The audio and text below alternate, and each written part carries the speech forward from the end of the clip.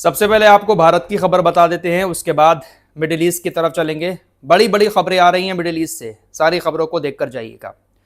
भारत की खबर यह है कि आज आम लोगों की जेब को थोड़ा सा झटका लगा, क्योंकि पेट्रोलियम कंपनियों ने पेट्रोल और डीजल के दाम बढ़ा दिए। इस जंग के दौरान सरकारी पेट्रोलियम कंपनियों ने अभी तक पेट्रोल डीजल के दाम नहीं बढ़ाए थे, लेकिन आज 3 रुपए 14 पैसे पेट्रोल और 3 रुपए 11 पैसे डीजल पर पेट्रोलियम कंपनियों ने बढ़ा दिए हैं। 15 मई 2026 से ये नई कीमतें आज लागू हो चुकी हैं। फिलहाल इस जंग के दौरान पहली बार सरकारी पेट्रोलियम कंपनियों ने दाम बढ़ाए हैं। कहा जा रहा है कि ये तो अभी बस शुरुआत है, आगे अभी दाम और बढ़ सकते हैं। फिलहाल दूध पर भी 1-2 रुपए बढ़ाए गए हैं। गैस की कीमतें, कॉमर्शियल गैस की इस महीने की शुरुआत में ही तकरीबन 993 रुपए बढ़ा दी गई हैं। 3-4 दिन पहले ही मोदी जी ने रिक्वेस्ट की थी देश के तमाम लोगों से कि आप सोना ज्यादा मत खरीदो, पेट्रोल डीजल का इस्तेमाल भी थोड़ा कम करो, गैस का इस्तेमाल भी कम करो। फिलहाल कल प्रधानमंत्री मोदी जी ने अपने काफिले में इस एग्जाम्पल को सेट करते हुए सिर्फ 2 गाड़ियां ही शामिल की। वैसे प्रधानमंत्री मोदी जी कहीं पर जाते थे तो 4-5 गाड़ियां उनके काफिले में होती थी, लेकिन कल जब गए तो सिर्फ 2 ही गाड़ियां थीं।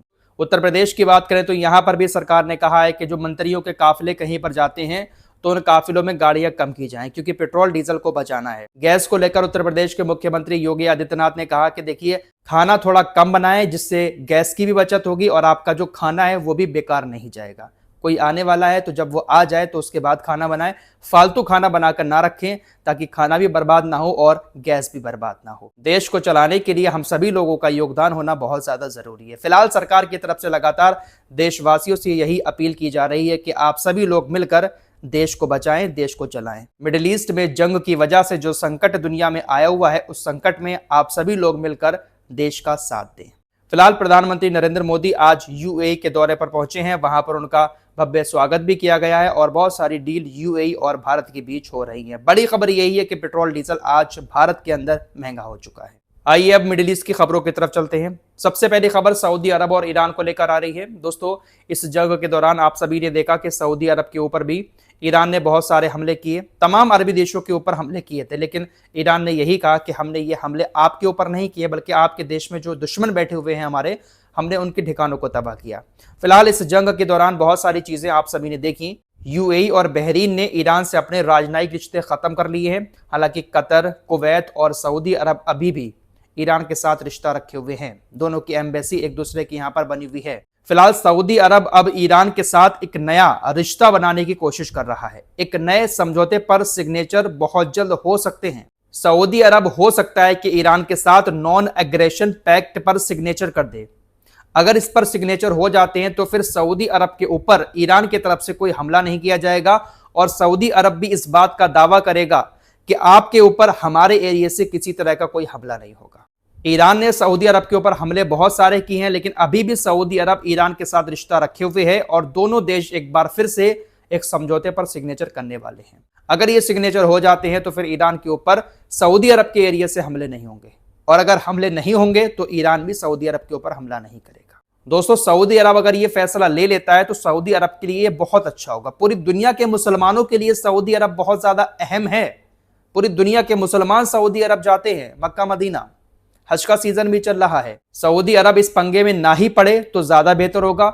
ईरान के साथ अच्छे ताल्लुकात रखकर सऊदी अरब अपने आप को हमलों से बचा सकता है, लेकिन यूएई तो खुला दुश्मन ईरान का बन चुका है। इजराइल और यूएई के रिश्ते बहुत ज्यादा मजबूत होते जा रहे हैं। अब्बास अराक्ची ने कहा कि देखिए, यूएई हमसे दुश्मनी कर रहा है, लेकिन हमने यूएई के अंदर सिर्फ अमेरिका के ठिकानों पर हमले किए हैं। हमने यूएई के ऊपर हमला नहीं किया।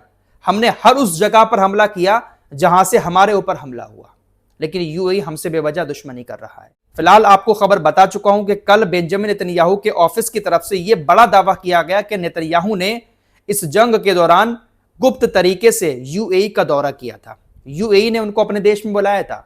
दुनिया को जानकारी नहीं दी गई, लेकिन अब खबरें सामने आ रही हैं और खुद इजराइल की तरफ से यह बताया जा रहा है। नेतन्याहू के ऑफिस की तरफ से यह दावा किया गया, जिसके बाद यूएई बहुत ज्यादा चिढ़ गया है। यूएई ने कहा कि आपको इस तरह की सेंसिटिव जानकारी दुनिया के साथ शेयर नहीं करनी चाहिए थी। यूएई इन तमाम दावों को खारिज कर रहा है कि हमारे यहां पर नेतन्याहू नहीं आया। लेकिन अब एक और बड़ी खबर आ रही है। i24 न्यूज, जो इजराइल का एक बहुत बड़ा मीडिया हाउस है, उसके एक बड़े अधिकारी ने दावा किया इसने कहा कि ना सिर्फ बेंजामिन नेतन्याहू यूएई के दौरे पर गए थे, बल्कि मोसाद का प्रमुख भी गया था। जो शिनवेट आंतरिक सुरक्षा एजेंसी है इजराइल की, उसका भी प्रमुख गया था। साथ ही साथ इजराइल डिफेंस फोर्सेस का चीफ ऑफ स्टाफ भी गया था। इजराइल के इन तमाम बड़े बड़े लोगों ने यूएई का दौरा किया था और यूएई कह रहा है कि हमारे यहां पर नेतन्याहू नहीं आया। फिलहाल यूएई अपने आप को यहां पर सही दिखाने की कोशिश कर रहा है, लेकिन असली हकीकत यही है कि यूएई पूरी तरह से इजराइल और अमेरिका के चंगुल में फंसा हुआ है। ये यूएई के एक कमेंटेटर हैं, इनके तरफ से सरकार के पक्ष में बहुत सारी पोस्ट अक्सर की जाती हैं, काफी मशहूर हैं। इनका नाम है अब्दुल खलेक अब्दुल्ला। ये कहते हैं कि यूएई इस बात से पूरी तरह इनकार करता है कि युद्ध अपराधी नेतन्याहू ने कभी भी यूएई का दौरा किया था। गाजा के बच्चों के हत्यारों और युद्ध अपराधी का यूएई की पवित्र धरती पर कोई स्वागत नहीं है। नेतन्याहू जिस दौरे की बात कर रहे हैं वो उनकी बीमार मानसिकता की उपज है और ये सर्वविदित है कि वो एक कुख्यात झूठा है जिसने चुनावी लाभ के लिए ये झूठ फैलाया है। ये जनाब इस तरह की बातें कर रहे हैं। यूएई ओआईसी का मेंबर है ना, इसीलिए इस तरह की बातें कर रहा है। ओआईसी लगातार निंदा करता रहा है नेतन्याहू ने जो गाजा के अंदर किया है उन सारी चीजों की, और उसी का अगर ये अपने जमीन पर स्वागत करेंगे तो इनको जवाब तो देना पड़ेगा। इसीलिए इस तरह की बातें इनकी तरफ से कही जा रही है। फिलहाल निंदा कतर और कुछ इस्लामिक देशों ने और की है इस बेन गबीर की, क्योंकि इसने एक बार फिर से मस्जिद अक्सा में अपने कुछ लोगों के साथ धावा बोल दिया। वहां पर जो लोग थे मुसलमान, उनको नमाज पढ़ने से भी रोका। वहां पर लगातार ये जाकर धावे बोल रहा है, हमले कर रहा है। अल-अक्सा कंपाउंड में पहुंचकर ये वहां पर नारेबाजी करता है, अपनी प्रार्थना शुरू कर देता है। पिछले 1-2 महीने में इसने ये हरकत कई बार की है, लोगों को उकसाने की वहां पर कोशिश की है। इस्लामिक देशों ने सिर्फ और सिर्फ इस बात की निंदा की है।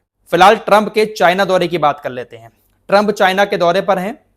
स्टेटमेंट अमेरिका की तरफ से आ चुका है कि चाइना हमारा पूरा साथ देगा स्ट्रेट ऑफ हॉर्मुज को खुलवाने में, ईरान को परमाणु बम बनाने से रोकने में। लेकिन अभी तक चाइना की तरफ से ऑफिशियली ऐसा कोई भी बयान जारी नहीं किया गया है। चाइना से अमेरिका भी कहीं ना कहीं डरता है। दोस्तों, अभी खबर आई है कि स्ट्रेट ऑफ हॉर्मुज से दनदनाते हुए चाइना का एक जहाज गुजरा और वो चाइना की तरफ जा रहा है। चाइना के तेल के टैंकर को ईरान ने एक रास्ता दिया, उसी रास्ते से चाइना का जहाज बहुत तेजी के साथ स्ट्रेट ऑफ हॉर्मुज क्रॉस करके चाइना की तरफ जा रहा है। आसपास दूर तक अमेरिका की सेना है, लेकिन हिम्मत नहीं हो रही है कि चाइना के तेल के टैंकर को रोके या उस पर हमला करे। अगर अमेरिका चाइना के तेल के टैंकर पर हमला कर देता है तो यह हमला ईरान के ऊपर नहीं माना जाएगा, बल्कि सीधा चाइना के ऊपर हमला माना जाएगा। और इस वक्त डोनाल्ड ट्रंप चाइना के अंदर है, तो कहां पंगा रह सकते हैं वो चाइना से। फिलहाल अपने आप को सुपर पावर कहने वाला देश चाइना के सामने भी कहीं ना कहीं झुका हुआ नजर आ रहा है। फिलहाल इस वक्त की बड़ी खबर यही है कि भारत के अंदर पेट्रोल डीजल की कीमतें बढ़ चुकी हैं। 3 रुपए 14 पैसे पेट्रोल और 3 रुपए 11 पैसे डीजल बढ़ाया जा चुका है।